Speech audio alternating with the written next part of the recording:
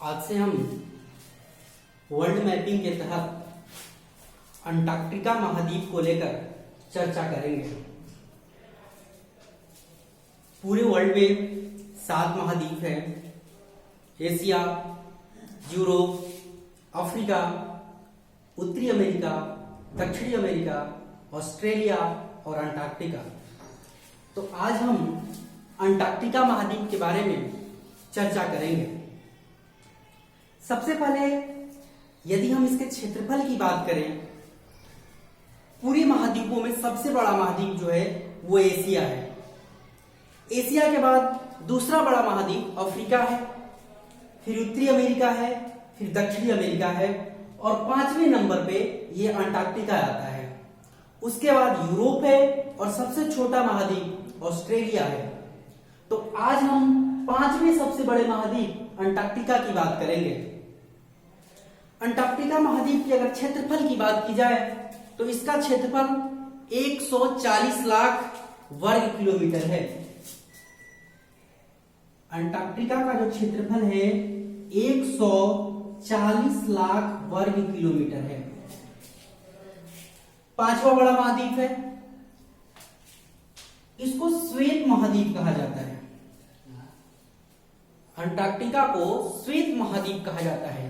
श्वेत महाद्वीप इसलिए कहा जाता है कि इसका लगभग 98% भाग हमेशा बर्फ से ढका रहता है। अंटार्कटिका महाद्वीप का 98% भाग हमेशा बर्फ से ढका रहता है। सिर्फ 2% भाग इसका एक प्रायद्वीप है पामेरलैंड। पामेरलैंड एक ऐसा क्षेत्र है जहां पे गर्मियों में 2% भाग बर्फ विहीन हो जाता है। लेकिन सबसे बड़ी चीज, यहां तो हमेशा बहुत अधिक ठंड पड़ती है। फिर गर्मी कहां से? गर्मी का मतलब यह है कि वहां पे जो वहां का मूल टेम्परेचर होता है उससे थोड़ा टेम्परेचर बढ़ जाता है, जिस वजह से पामेरलैंड पे जो कुछ समय के लिए वहां का कुछ जो पार्ट है बर्फहीन हो जाता है। तो पूर्णतः ये पूर्ण रूप से बर्फ में रहने वाला महाद्वीप का 2% भाग पामेरलैंड है, जो गर्मी के महीने में, गर्मी के मौसम में बर्फहीन होता है। उसके बाद बात करें तो ये जो महाद्वीप है इसको विज्ञान के लिए समर्पित महाद्वीप, कॉन्टिनेंट ऑफ साइंस के नाम से जाना जाता है, क्योंकि इस महाद्वीप में सारे देश के लोग, बहुत सारे विश्व के साइंटिस्ट इस पे आके अनुसंधान का कार्य करते हैं। इस महाद्वीप को गतिशील महाद्वीप भी कहा जाता है।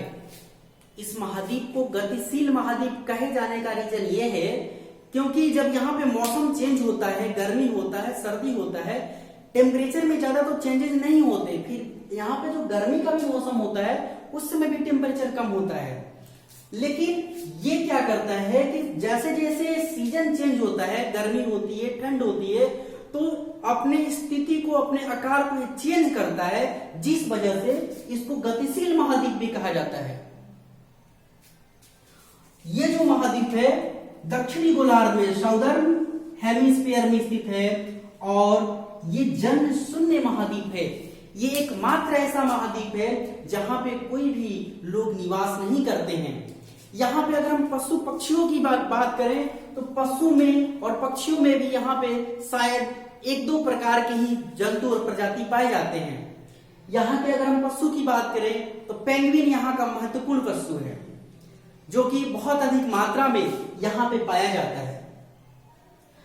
अगर हम इसकी भू आकृतिक स्टेज को देखें तो ये पृथ्वी के साउथ पोल के पास स्थित महाद्वीप है। नॉर्थ पोल के पास कनाडा, जो नॉर्थ अमेरिका का पार्ट है वो है, और ये साउथ पोल के पास अवस्थित महाद्वीप है। यहां ये जो महाद्वीप है तीनों बड़े महासागरों से घिरा हुआ है, हिंद महासागर, प्रशांत महासागर और अटलांटिक महासागर। अगर यहाँ पे हम सागरों की बात करें तो यहाँ पे 5 प्रमुख सागर है और ये 5 प्रमुख सागर हिंद महासागर, प्रशांत महासागर और अटलांटिक महासागर के ही पार्ट है।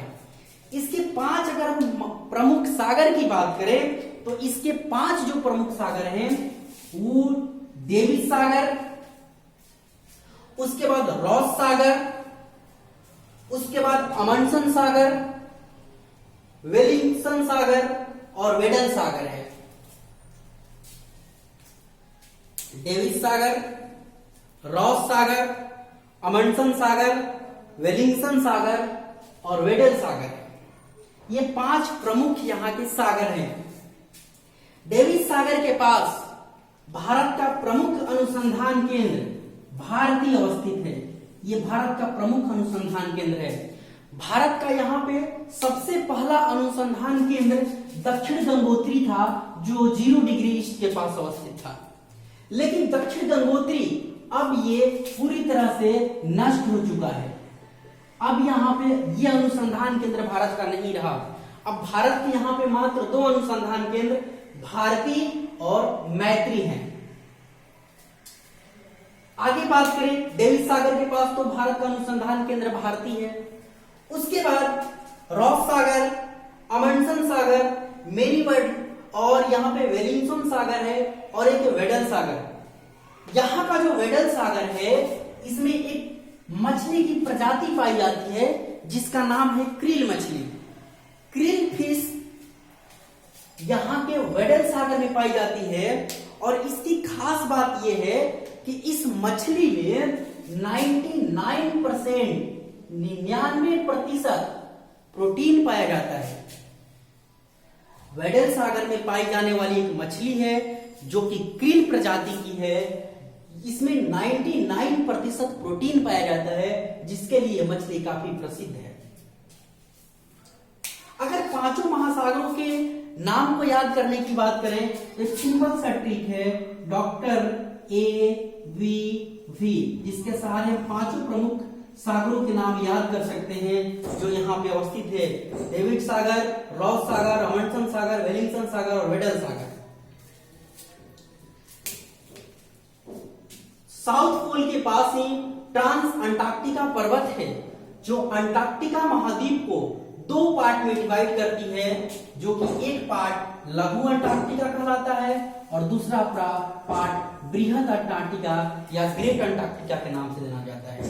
तो इस तरह से हम कह सकते हैं कि ट्रांस अंटार्कटिका पर्वत श्रेणी जो है, ट्रांस अंटार्कटिका जो रेंज है, इस पूरे कॉन्टिनेंट को 2 पार्ट में डिवाइड करने का काम करती है। एक है लघु अंटार्कटिका और एक है बृहद अंटार्कटिका या ग्रेट अंटार्कटिका। ट्रांस अंटार्कटिका पर्वत श्रेणी में ही एक क्वीनमॉन्ट पर्वत श्रेणी है और क्वीनमॉन्ट पर्वत श्रेणी का ही पार्ट माउंट विसन मैसिव है। क्वीनमॉन्ट पर्वत श्रेणी जो है इसी का एक पार्ट है माउंट विजन मैसिव, और माउंट विजन मैसिव इस पूरे अंटार्कटिका महाद्वीप का सबसे हाईएस्ट पीक है। Mount Wilson massive the highest peak of Antarctica. अगर इसकी हाइट की बात करें तो ये है 5140 मीटर, जो कि हमारे एवरेस्ट से करीब करीब 3500 मीटर से भी ज्यादा कम है। ये 3500 मीटर कम है। तो mount Wilson massive highest peak of Antarctica है। अब यहां पे बात करते हैं हम, ये जो क्षेत्र है, ये जो पूरा अंटार्कटिका महाद्वीप है, इस पे सारे देशों ने, लगभग दुनिया के सारे देश नहीं, जितने भी विकसित और विकासशील देश है, लगभग सभी अपना कब्जा किए हुए हैं। और कब्जा ये पूरा क्षेत्र पे किसी न किसी देश का, किसी न किसी प्रांत का अधिकार है। और इस अधिकार में एकमात्र ऐसा क्षेत्र मेरी वर्डलैंड है। मेरी वर्डलैंड वहां का ये प्रायद्वीप है और मेरी वर्डलैंड एकमात्र ऐसा क्षेत्र है जो ये एकमात्र गैर उपनिवेशित क्षेत्र है, अर्थात यहाँ पे किसी भी देश का अधिकार नहीं है। मेरी वर्डलैंड, और मेरी वर्डलैंड पेट्रोलियम के लिए काफी प्रसिद्ध है।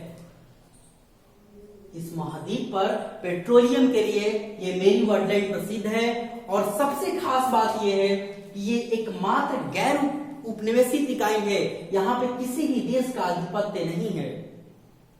उसके बाद एक प्रायद्वीप है पामेरलैंड, और पामेरलैंड यहाँ पे गोल्ड और यूरेनियम की बहुत अधिक मात्रा पाई जाती है। पूरे अगर कॉन्टिनेंट की बात करें तो पूरे कॉन्टिनेंट में साइंटिस्ट का मानना है कि इसके अंदर बहुत सारे मिनरल्स होने की संभावना है, लेकिन यहां से मिनरल्स को निकालना काफी मुश्किल है। और साइंटिस्ट का यहां तक मानना है कि मिनरल्स निकालने में जितना यहाँ पे खर्च आएगा शायद उतना मिनरल्स इसमें नहीं है, अर्थात मिनरल्स होते हुए भी यहां से मिनरल्स को निकालना काफी मुश्किल काम है। उसके बाद पामेर लैंड की बात करें तो हमने बात किया कि गर्मी में बर्फहीन हो जाता है, अर्थात जब यहाँ पे टेम्परेचर थोड़ा बढ़ता है तो यहाँ पे जो गर्मी है वहां पे जो बर्फ है वो पिघलना चालू हो जाता है, और पामेर लैंड में अधिक मात्रा में गोल्ड और यूरेनियम पाया जाता है। उसके बाद सबसे अगर प्रमुख बात करें इसकी खोज की लेकर तो इसकी जो खोज की अगर बात की जाए तो जेम्स कुक एक अंग्रेज नाविक था और अपने नाव के सहारे वो अंटार्कटिका पर सबसे पहले पहुंचा था, लेकिन उसको इसकी खोज का श्रेय नहीं दिया जाता है क्योंकि कहा जाता है कि जेम्स कुक अंटार्कटिका के मुख्य भूमि तक नहीं पहुंच पाया था और शायद वो कुछ दूर से ही इसको अंटार्कटिका बनाने की कोशिश किया, अंटार्कटिका नाम देने का कोशिश किया, लेकिन वो मुख्य भूमि तक नहीं पहुंच पाया, जिस वजह से उसको इसके खोजकर्ता के श्रेय के रूप में नहीं जाना जाता है। और इसकी खोजकर्ता का श्रेय जो है फेबियन वेलिंगसॉसेन को जाता है, जिसने इसके मुख्य भूमि में पहुंच की खोज की थी। पूरा नहीं करना।